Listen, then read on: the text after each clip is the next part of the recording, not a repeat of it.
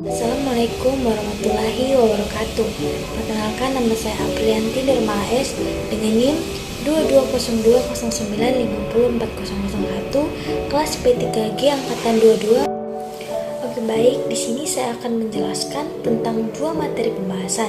Pembahasan materi yang pertama yaitu ATM dan frame relay, dan materi pembahasan yang kedua yaitu ISDN dan broad ISDN. Baiklah, kita ke materi pembahasan yang pertama yaitu ATM dan frame relay. Baiklah, kita akan ke pengertian ATM.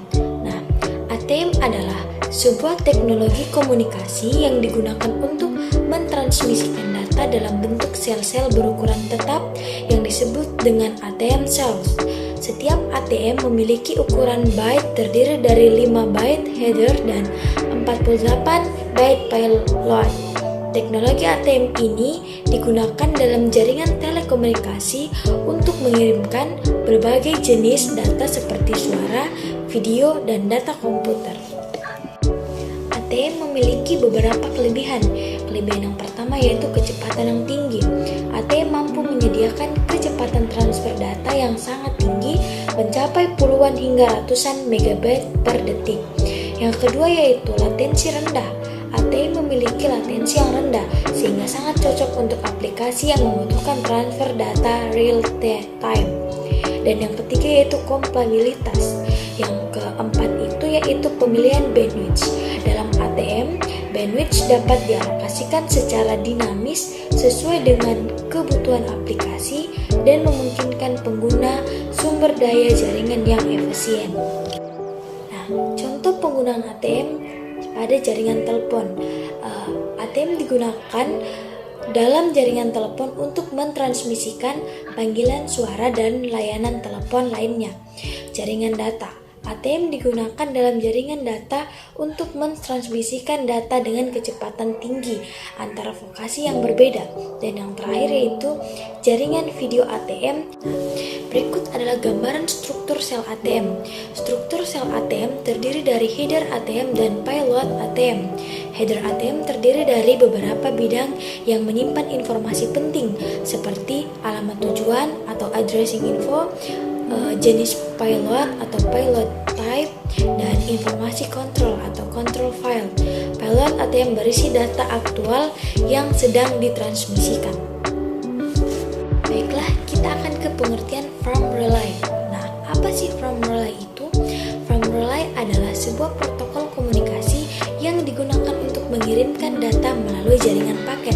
Protokol ini banyak digunakan dalam jaringan area luas WAN untuk menghubungkan lokasi jarak jauh. Nah, frame relay memiliki beberapa kelebihan. Yang pertama yaitu efisiensi bandwidth. Frame relay menggunakan teknik multiplexing statistik untuk membagi bandwidth jaringan secara efisien di antara pelanggan. Yang kedua yaitu fleksibilitas. Frame relay memungkinkan alokasi bandwidth yang dapat disesuaikan dengan kebutuhan pelanggan. Dan yang terakhir yaitu skalabilitas. Frame relay dapat dengan mudah diperluas untuk menyesuaikan jaringan pertumbuhan. Gambaran struktur frame relay. Struktur frame relay terdiri dari frame yang terdiri dari header frame relay dan payload. Header frame relay berisi informasi yang diperlukan untuk mengarahkan frame ke tujuan yang benar, seperti alamat tujuan dan informasi kontrol. Payload berisi data yang sedang ditransmisikan. Berikut adalah konsep saluran virtual dan saluran virtual jaringan dalam ATM. Yang pertama itu virtual channel atau saluran virtual. Saluran virtual dalam ATM adalah jalur logis yang dibuat di dalam ATM untuk mengirimkan data antara dua titik. Saluran virtual ini dapat diberikan kepada pengguna sebagai layanan yang terpisah dan memiliki karakteristik seperti kecepatan, keandalan, dan kualitas layanan yang dapat ditentukan. Saluran virtual jaringan atau virtual patch. Saluran virtual jaringan adalah kumpulan saluran virtual yang membentuk jalur yang terhubung secara logis di dalam jaringan ATM. Saluran virtual jaringan ini digunakan untuk mengirimkan data secara efisien antara berbagai titik dalam jaringan ATM. Oke, perbandingan ATM dan frame relay. ATM memiliki kecepatan yang lebih tinggi daripada frame relay. Dan ATM menggunakan sel yang ukurannya tetap, sedangkan frame relay menggunakan frame yang lebih besar dan dapat bervariasi. ATM menyediakan QoS yang lebih baik dan dukungan untuk berbagai layanan, sementara frame relay lebih efisien dalam penggunaan bandwidth. Baiklah, kita ke materi pembahasan yang kedua, yaitu ISDN dan Broadband ISDN atau BISDN. Kita akan ke pengertian ISDN. Nah, ISDN adalah sebuah teknologi komunikasi yang dikembangkan pada tahun 1980-an untuk mentransmisikan suara, data, dan layanan lainnya melalui jaringan telekomunikasi. Teknologi ini menggunakan saluran digital untuk mentransfer informasi yang memungkinkan transfer data lebih cepat dan kualitas suara lebih baik dibandingkan teknologi analog. ISDN dikembangkan pada tahun 1980-an dan banyak digunakan pada dekade tersebut hingga awal 2000-an, sebelum ditinggalkan oleh teknologi yang lebih canggih seperti broadband dan internet. ISDN menggunakan saluran digital untuk mentransfer data, berbeda dengan saluran analog yang digunakan dalam telepon tradisional. Teknologi ini memungkinkan transmisi suara berkualitas tinggi, panggilan konferensi, dan transfer data dengan kecepatan yang lebih tinggi dibandingkan dengan teknologi analog. Ada beberapa tipe layanan ISDN yang umum digunakan. Yang pertama yaitu Basic Rate Interface atau BRI, terdiri dari dua saluran B dengan kecepatan 64 kbps dan satu saluran D dengan kecepatan 16 kbps. Saluran B dapat digunakan untuk transfer data atau suara, sementara saluran D digunakan untuk kontrol panggilan. Dan yang kedua yaitu Primary Rate Interface atau PRI, adalah versi yang lebih canggih dari BRI dan banyak digunakan oleh perusahaan-perusahaan besar. PRI memiliki 23 saluran B dengan kecepatan 64 kbps dan satu saluran D dengan kecepatan 64 kbps juga. Ini memberikan kecepatan total sebesar 1544 mbps. ISDN memiliki beberapa komponen utama yaitu saluran B atau Bearer Channel. Saluran B digunakan untuk mentransmisikan data, suara, atau video. Setiap saluran B memiliki kecepatan transfer 64 kbps. Saluran D atau Delta Channel. Saluran ini digunakan untuk mengontrol panggilan dan sinyal. Saluran D memiliki kecepatan 16 kbps.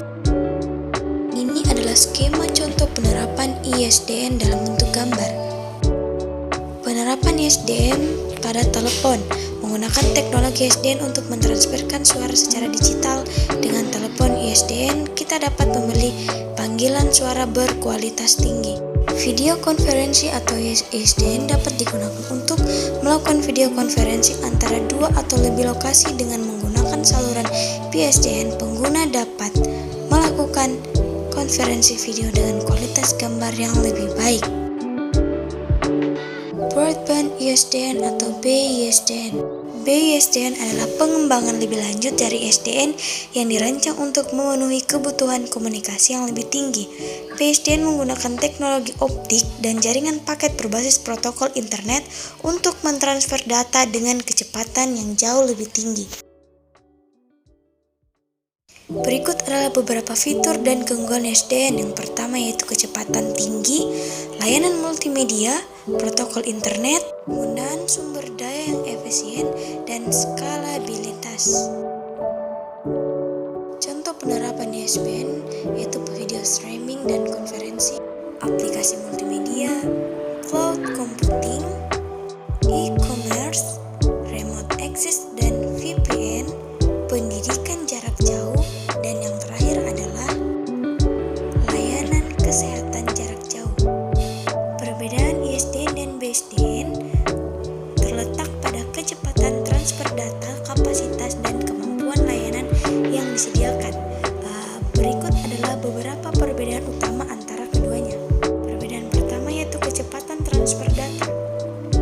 ISDN memiliki kecepatan transfer data yang terbatas. Dalam ISDN, kecepatan transfer data pada saluran B umumnya 64